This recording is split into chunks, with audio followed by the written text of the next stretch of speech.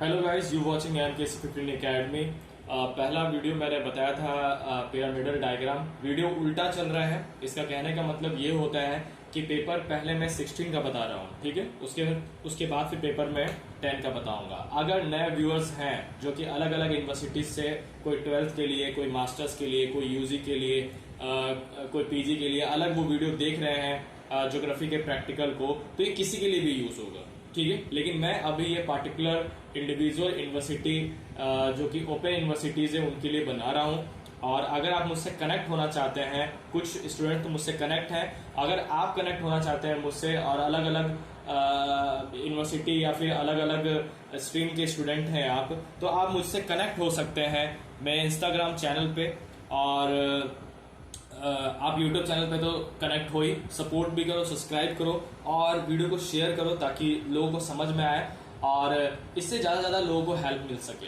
क्योंकि ये सब प्रैक्टिकल ऐसे यूट्यूब पे जनरली उतना डिफाइन नहीं किया गया है, और अगर यूट्यूब पे अवेलेबल भी है तो पेड वीडियो है वो। और मैं आप लोगों को चाहता हूं कि फ्री में ये वीडियो एक्सप्लेन करूं और समझाऊं। तो देखिए, ये क्वेश्चन आया हुआ है 2011 से लेकर के 21 तक में रिपीट क्वेश्चन है जो कि एनयू यूनिवर्सिटीज में पूछा गया है। और ये है होमर ह्यूट का थ्योरी जो कि प्रैक्टिकल में आपको बना के लेके जाना है, और प्रैक्टिकल में आपको कैसे बनाना होगा मैं उसको एक्सप्लेन कर देता हूँ, ठीक है। देखिए, ये जो फिगर दिया हुआ है ये होमर ह्यूट के बारे में। होमर ह्यूट ने सेक्टर जोन मॉडल या फिर urban land use by Homer Hoyt, इसके बारे में उन्होंने ये समझाया है, कैसे बताया है, क्या क्या चीजें रखी है उनमें, इसमें क्या क्या उन्होंने डेवलप किया है, मैं बताता हूँ, ठीक है। पहले तो मैं थोड़ा सा इंट्रोडक्शन बताता हूँ इसका। देखो, होमर ह्यूट जो है वो एक अमेरिकी लैंड इकोनॉमिस्ट थे, ठीक है। इसको एक्सप्लेन कर देता हूं, आप समझिएगा। और एज यूजुअल वैसे ही बनाना है जैसे यहाँ पे बना हुआ है। ये मैंने रफ बनाया है, आप इस फिगर को बढ़िया से बनाइए, बड़ा कर करके। और ये सब जो लिखा हुआ है इसके मीनिंग तो अभी आपको समझ में नहीं आ रहे होंगे, लेकिन अभी सिर्फ आप वीडियो में बने रहिए, आपको तुरंत समझ में आना स्टार्ट हो जाएगा कि ये है क्या, ठीक है। अब देखिए, आप समझिए। पहले एक बहुत ही पुराने ज्योग्राफर हैं बर्गरेस करके, उनका एक कॉन्सेंट्रिक जोन का एक थ्योरी आया था, ठीक है। ये बर्गरेस जो है वो बर्गरेस महोदय, इन्होंने कॉन्सेंट्रिक जोन का एक थ्योरी लाया, लेकिन ये इस थ्योरी को बहुत ही क्रिटिसाइज किया गया और ये उतना अच्छे से प्रतिपादित नहीं हो पाया जितना कि होमर ह्यूट के थ्योरी को लोगों ने पसंद किया। अब देखिए, होमर ह्यूट है कौन? ये मैंने आपको बताया कि अमेरिकी नागरिक हैं और वहां के लैंड इकोनॉमिस्ट थे। होमर ह्यूट जो थे वो लैंड इकोनॉमिस्ट थे।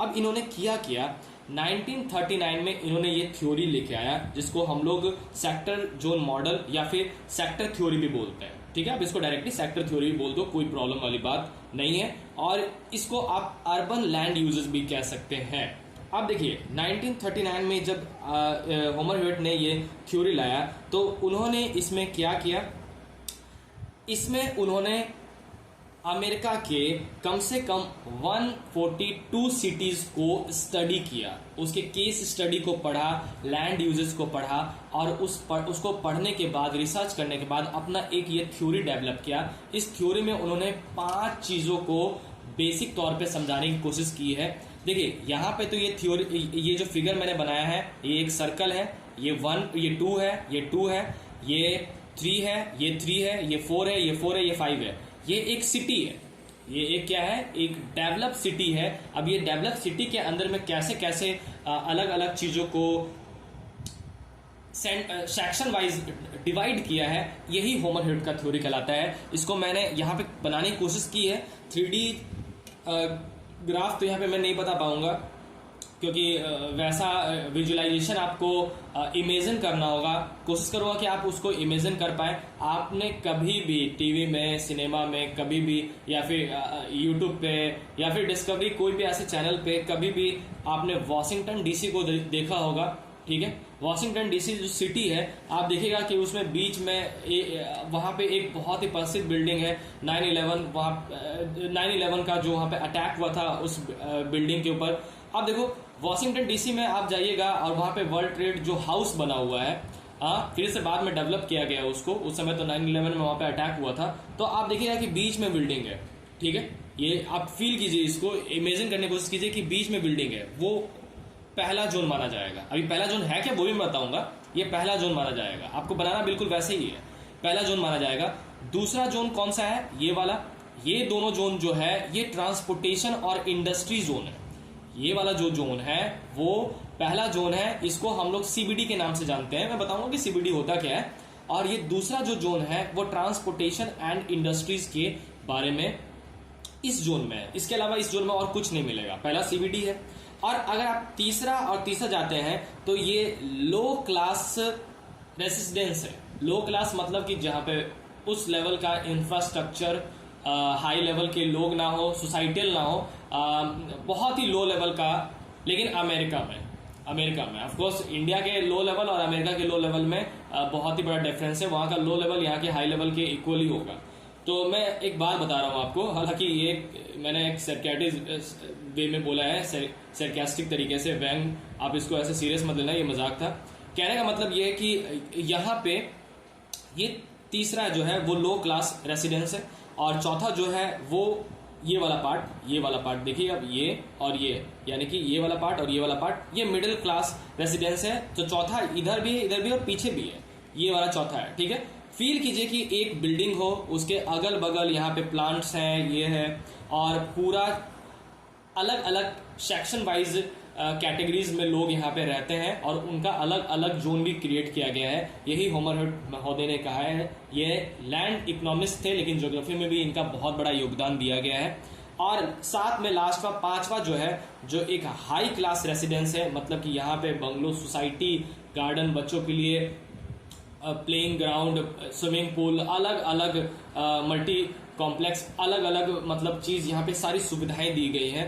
तो इस तरह से नगरीय क्षेत्र को ये जो सेक्टर वाइज डिवाइड किया गया है, लैंड यूज कैसे करना है, वो होमरहुड महोदय ने बहुत ही बखूबी से बताया है, और बहुत ज्यादा प्रचलित है ज्योग्राफी में, और आज भी यूज होता है। अगर कोई प्लान सिटी डेवलप करना हो ज्योग्राफी के हिसाब से, ज्योग्राफिकल थॉट के हिसाब से, तो फिर बहुत ही इंपॉर्टेंट है। अब देखिए यहाँ पे मैं इसको एक्सप्लेन करने जा रहा हूँ आपको। एग्जाम में ये प्रैक्टिकल कॉपी में इसको बनाना है इस तरह से, आप और भी अच्छे तरीके से बनाना। हालांकि मैंने तो ये रफ यूज में जल्दी से सिर्फ समझाने के लिए लिख दिया है, बनाया है।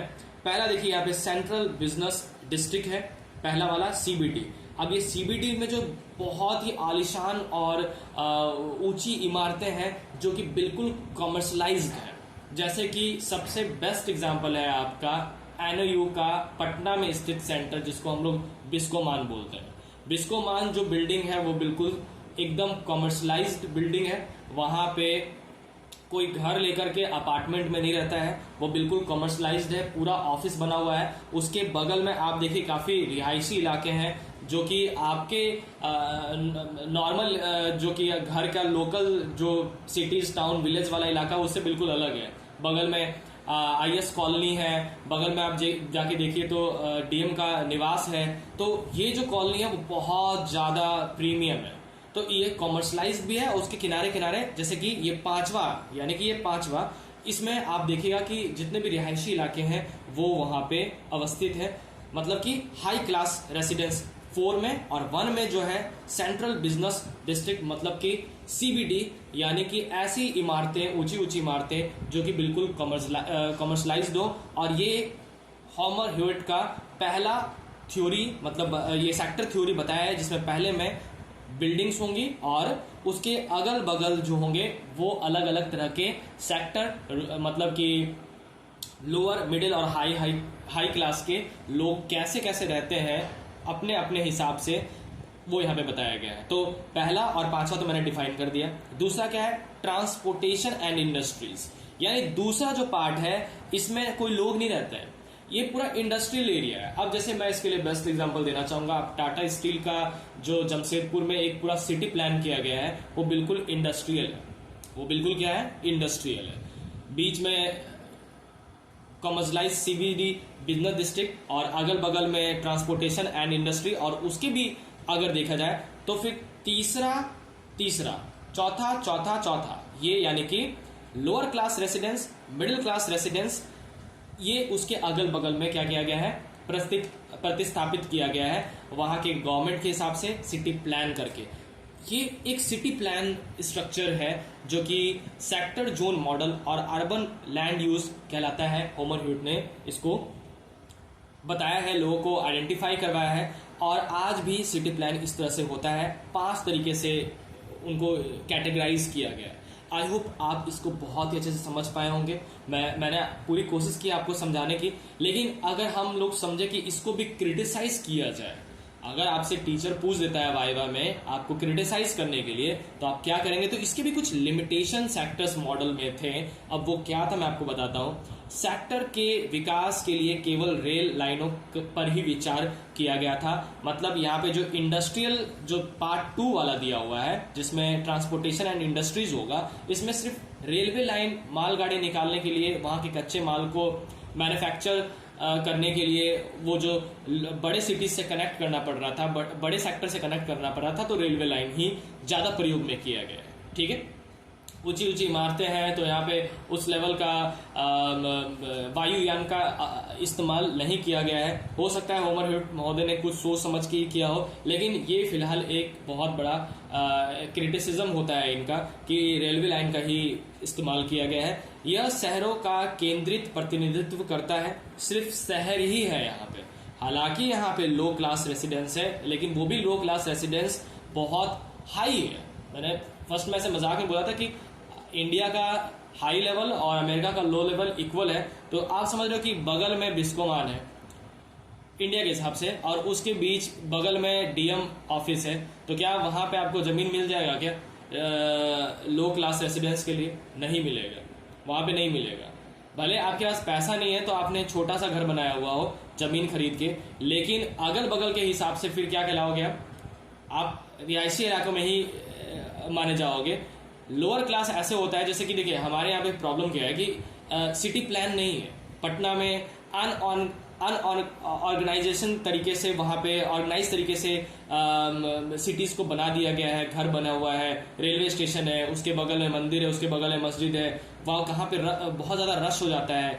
उसके पीछे जाएंगे तो फिर आपको ऐसा लगेगा कि बहुत ही मतलब लोअर से भी लोअर तरीके के होटल और लॉजेस मिलने स्टार्ट हो जाएंगे। फिर थोड़ा सा आप जाइएगा डाक बंगला के पास, तो वहाँ पे फ्रेजर रोड, एग्जिशन रोड, तो वहाँ पे बिल्कुल हाई हो जाता है। तो देख रहे ये बैलेंस नहीं है, बैलेंस नहीं है। ज्योग्राफी के हिसाब से होमर ह्यूट ने क्या किया कि उन्होंने इस तरह से सिटीज को प्लान किया। हालांकि इंडिया में बाकी सिटीज में और भी बहुत जगह, इनफैक्ट पटना के अंदर में ही, पटना डिस्ट्रिक्ट के अंदर, पटना बहुत बड़ा है, इस डिस्ट्रिक्ट के अंदर में भी बहुत जगह ऑर्गेनाइज्ड वे में टाउन को बनाया जाता है। वहाँ पे जो क्षेत्रफल है वहाँ का टाउन का, विलेज का, उसको बहुत ही ऑर्गेनाइज्ड वे में क्रिएट किया जाता है कि अपार्टमेंट है, बिल्डिंग है, रेसिडेंशियल इलाका है, लोअर है, मिडल है, उसके पास कॉमर्शलाइज्ड एरिया है, तो अलग अलग तरीके से बनाया जाता है। तो ये सबसे पहला क्रिटिक बना गया। दूसरा क्रिटिक मैं आपको बताता हूँ कि एकाधिक व्यवसायिक केंद्र नहीं है, मल्टीपल। एकाधिक का मतलब यहाँ पे मल्टीपल व्यवसायिक केंद्र नहीं है, सिर्फ ट्रांसपोर्टेशन एंड इंडस्ट्रीज पे दूसरे नंबर पे ही फोकस किया गया है, जिसमें आप देखोगे कि लैंड यूजेस ज्यादा किया गया है। इंडस्ट्रीज के लिए उस लेवल पे एकाधिक व्यवसायिक केंद्र नहीं बनाया गया है, समझ में आ रहा है। और इसका जो वेस्ट प्रोडक्ट निकलेगा यहाँ पे, उसके लिए भी उस लेवल की कोई व्यवस्था नहीं बताई गई है, समझ में आ रहा है। ये जो है वो एक क्रिटिक हो सकता है।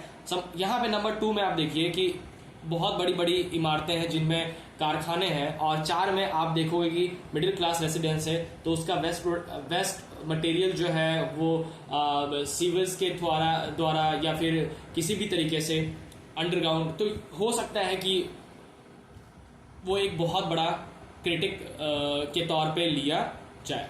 तो ये पूरे तौर पे जो सिटी है और ये जो फिगर है, यही होमर ह्यूट का सिद्धांत पाया जाता है। पेपर 4 या फिर उस 6 में ज्योग्राफी का जो फर्स्ट ईयर था, उसमें आप देखोगे कि किसी मॉडल में, जैसे कि पाई डायग्राम में, सिर्फ आपको बनाना था, ना कि प्रैक्टिकल उस तरह से जैसे कि बार डायग्राम या फिर स्केल लेना, वैसा कुछ भी नहीं। तो ये जो है उसको आपको याद ही करना पड़ेगा। ये 5 सिद्धांत को आपको याद करना पड़ेगा, ये फिगर को आपको याद करना पड़ेगा। जैसे मैं आपको बताता हूँ, मुझे याद आ गया। Conventional sign. क्या कन्वेंशनल साइन में आपको प्रैक्टिकल बनाना होगा? बहुत सारे लोग हैं अभी जो बोलेंगे कि सर आपने बताया क्या इसमें। मैंने इसको एक्सप्लेन किया है कि आप इसको जब बनाए तो आप इसको डाइजेस्ट कर पाए कि ये है क्या। समझ रहे हो बात?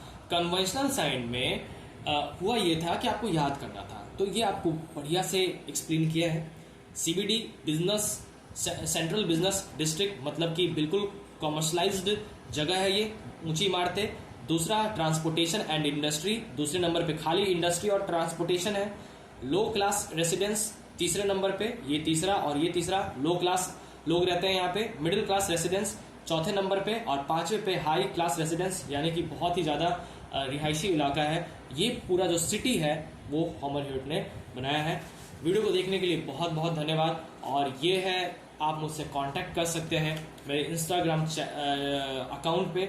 अकाउंट प्राइवेट है, आप मुझे रिक्वेस्ट देना, मैं एक्सेप्ट करूंगा और आप वहां पे मुझसे क्वेश्चन पूछ सकते हैं। और अगर आप चाहें तो 1, 2, 3, 4, 5 का इंडिविजुअल एक्सप्लेनेशन और नोट्स चाहते हैं हिंदी और इंग्लिश में PDF में, तो भी आप मुझे कांटेक्ट कर सकते हैं।